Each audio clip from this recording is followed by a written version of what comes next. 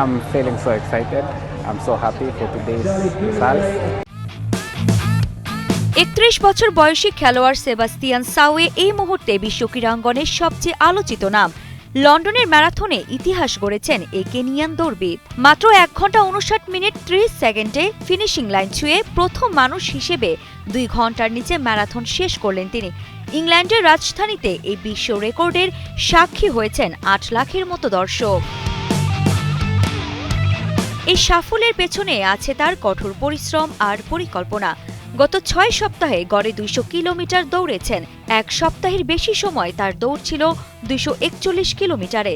এই রেকর্ড করতে বড় ভূমিকা রেখেছেন তার সরঞ্জামও। তিনি ব্যবহার করেছেন হালকা ওজনের এডিডাস প্রো ইভো 3S জুতো আর শক্তি ধরে রাখতে নিয়েছেন বিশেষ কার্বোহাইড্রেট জেল।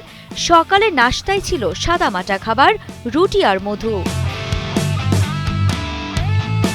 দৌড় শেষে সাওয়ে বলেন, টানা ৭মবারের মতো বেস্ট টিস্যু পেপার ব্র্যান্ড হিসেবে স্বীকৃতি পেয়েছে বসুন্ধরা টিস্যু। লন্ডনে আমি ইতিহাস তৈরি করেছি।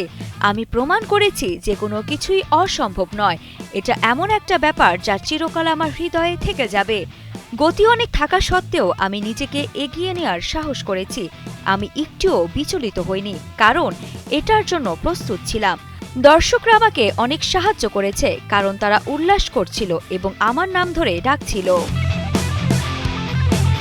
এদিকে সাওয়ের কোচ ক্লাদিও বেরার্দিল্লি তার অ্যাথলেটকে বিশেষ একজন বলে অভিহিত করেছেন। তিনি বলেন, সাওয়ে শুধু ভালো না, সে একজন বিশেষ অ্যাথলেট, কিন্তু সবকিছুর চেয়েও বড় ছিল তার মানসিক শক্তি, আত্মবিশ্বাস আর অদম্য ইচ্ছাশক্তি। সাওয়ে দেখিয়ে দিয়েছেন সঠিক প্রস্তুতি আর বিশ্বাস থাকলে অসম্ভবকেও সম্ভব করা যায়। আরিফা জাহান, কালের কণ্ঠ স্পোর্টস।